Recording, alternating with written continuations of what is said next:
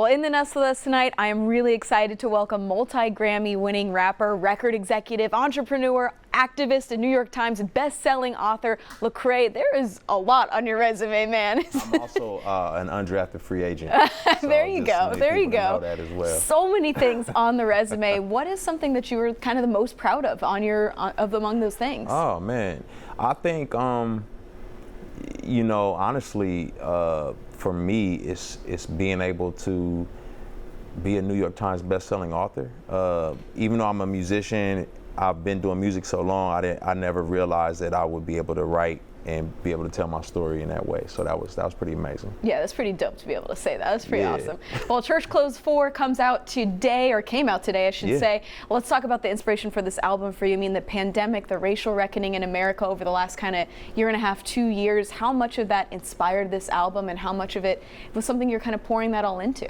Yeah, I think I went through a lot of healing from a lot of the things that have gone on since the pandemic. And I wanted to put forth some of that healing. You know, I think we need more unity, we need more cohesiveness, we need to work together to see change happen in society. And I wanted to articulate that because, you know, there's not a good guy and a bad guy in America, you know, in terms of political agendas or ethnicities. There's really just humanity, and we've got to learn how to work together despite our differences, and that's really what I wanted to wrestle with. That being said, is there a particular track on this album that you hope people really listen to with that in mind? Yeah, I love there's a song on the album called Still in America, and the idea is that we all live in this country, and we may have different vantage points, but we're neighbors, you know, and we've got to learn how to live together. And so sometimes you got to work through that. You know, it's like being married. You get married and it's like, no, I leave my toothbrush out. Well, you can't leave your toothbrush out because I think it's gross. And it's like, you got to figure out how to live in that same bathroom together. And, you know what I mean? So it takes some work. I like that. That's funny. So on Good Day Atlanta earlier this week here on Fox 5, you said your music is like fusion food. I really loved that line. Can you tell our viewers what that kind of means and how you perfected that style? Yeah, I think, you know, it's a fusion of reality, of you know, hip hop music, and then also my faith. Is that it's all blended together, so it's not really like one thing. People would struggle to be like, is it this, is it that, is it this? It's the combination, you know, it's when you mix it together.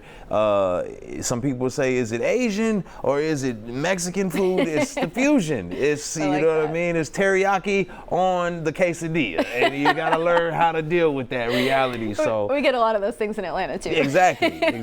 So yeah, man, that's how I look at my music. You know, it's faith, it's hip hop, and it's that combination where the worlds collide. So how did you get into music? How did you get to this point? You know, my family was a musical family. You know, I grew up with my mom playing music around the clock all the time, clean up the house, music playing.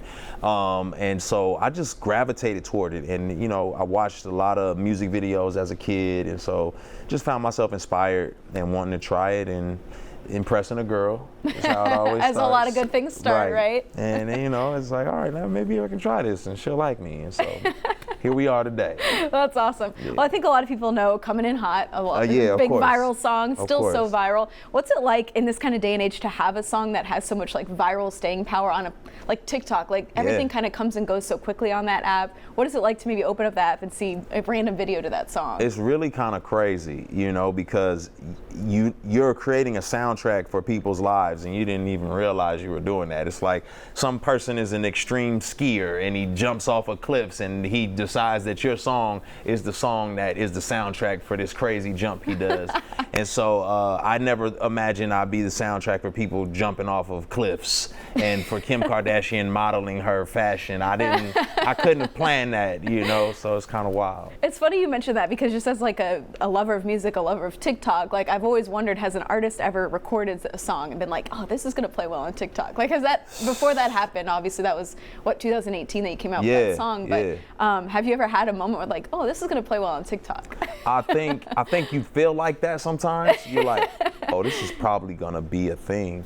But, you know, a lot of times it's like the randomest stuff picks up, and you're like, what? So true. How did this become the thing? And so it's a crapshoot sometimes. You never know. You just create and see what happens. That's funny and very true. Yeah. Well, you had one of the NFL songs of the seasons back in 2020. What was that like to see your song on that platform, seeing it during the playoffs, during the Super Bowl, and all that kind of stuff? That stuff? Was phenomenal. I'm a big sports fan. I grew up playing football, basketball, ran track, and so for me to that integration of music and sports, first of all athletes want to be artists, and all artists want to be athletes. I'm actually the fusion. So back to the fusion. Exactly. I love it. I don't know why I haven't been drafted. So all the major league sports are missing out on me, but it's cool. I understand the intimidation. You can't do it all. Yes. But that was really cool to see the NFL use the music like that, and again, just like to be the inspiration for a lot of those players to go out there and destroy people on the field. That was amazing. And we were talking before we got on here about how big of a sports fan you are and how big of a sports fan your wife is. Oh my God. Huge Falcons fan. Oh my God. Talk about kind of that fandom. Listen, she's next level. Like, you think in the household, the husband is usually the one.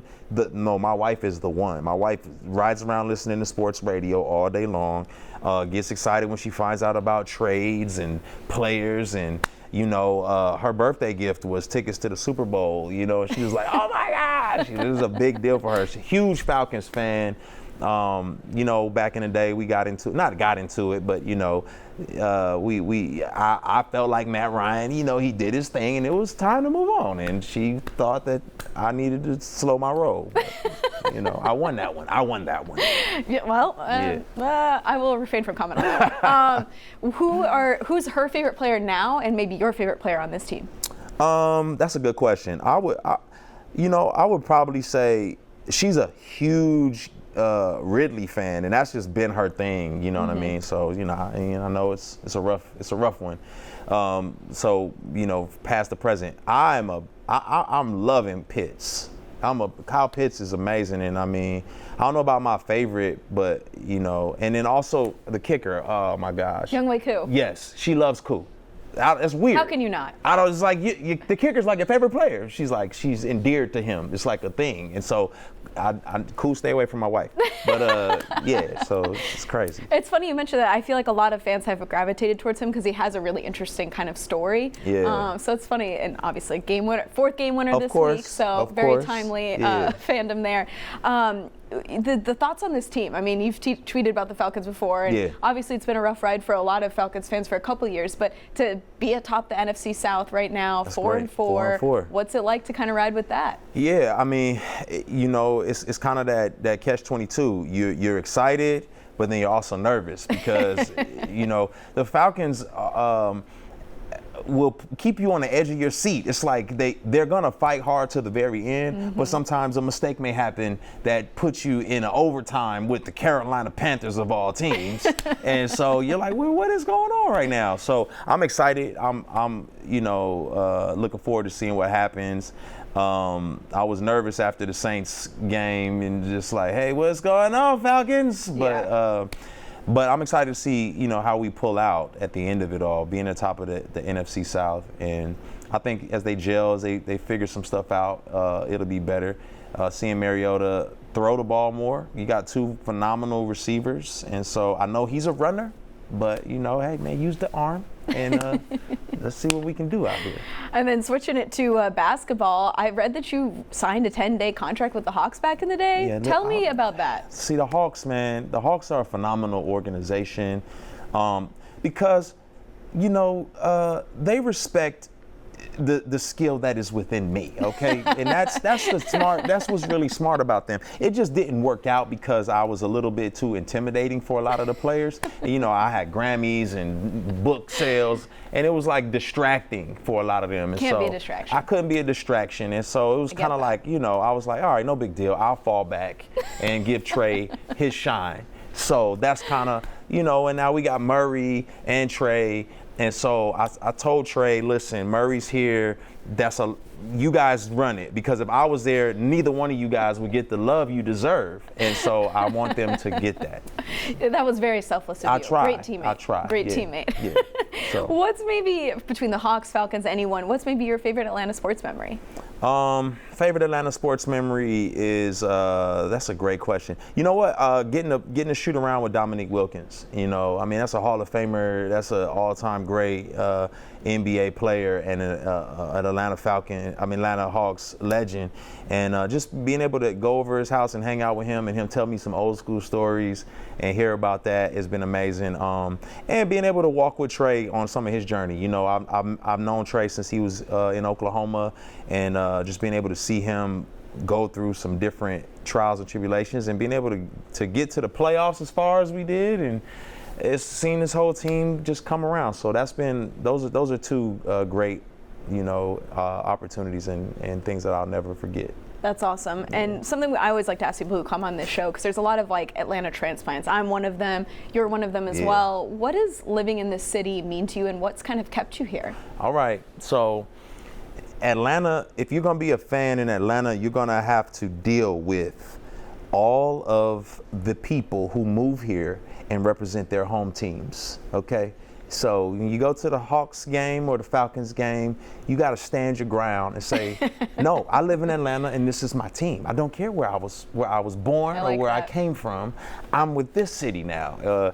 So that's one of the things I love is the people that really stand their ground and hold the team down, even though you're at a Lakers game and you see these Lakers jerseys around, like, what are we doing here? Where's our hometown? You know, but I love it, man. It's a wonderful city. It's a growing city. It's thriving, and I think the teams are getting better and better every year.